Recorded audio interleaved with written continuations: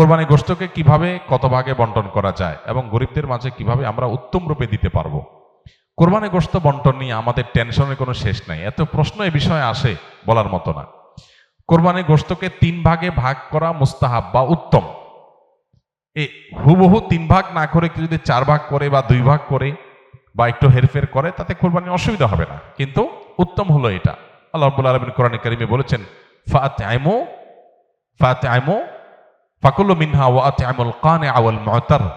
আর জায়গায় বলেছেন ফাকুলু মিনহা ওয়া আতিমুল কানিআ ওয়াল বাইসাল ফাকির। এক জায়গায় বলেছেন আল বাইসাল ফাকির, আর জায়গায় বলেছেন আল কানিআ ওয়াল মু'তার। সর্বসাকল্যে 3টা শ্রেণী এখান থেকে পাওয়া যায়। নাম্বার 1, নিজের জন্য একটা অংশ রাখা, নিজের পরিবারের জন্য। আরেকটা অংশ হলো দরিদ্র অসহায় গরিব মানুষদেরকে, ফকিরদেরকে। আর আরেকটা অংশ হলো আপনার প্রতিবেশী আত্মীয় স্বজন যারা হয়তো মানুষের কাছে হাত পাততে পারে না, এরকম মানুষদেরকে। 3 ভাগে 3টা ভাগ করে আপনি কোরবানি পশু বন্টন করবেন। হুবহু 3 ভাগ নাও, একটু কম বেশি হলো, নিজে একটু কম রেখে বেশি দিলেন বা একটু বেশি রেখে কম দিলেন, তাতে কোরবানির অসুবিধা হবে না।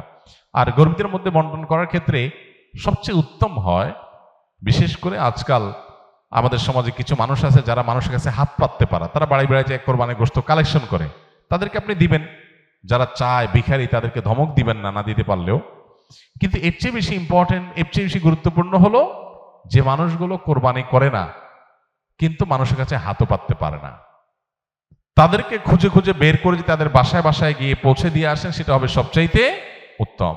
শহরে গ্রামে বিভিন্ন ক্ষেত্রে এরকম মানুষ পাবেন, সম্ভ্রান্ত, খুব লাজুক, খুব ভদ্র ফ্যামিলি, তারা কষ্টে আছেন। বিশেষ করে অনেক মানুষ দেখতে মনে হচ্ছে ফিটফাট ভালোই আছে, কিন্তু অনেকদিন চাকরি নাই, বেচারার ব্যবসা বাণিজ্য নাই, আয় ইনকাম নাই।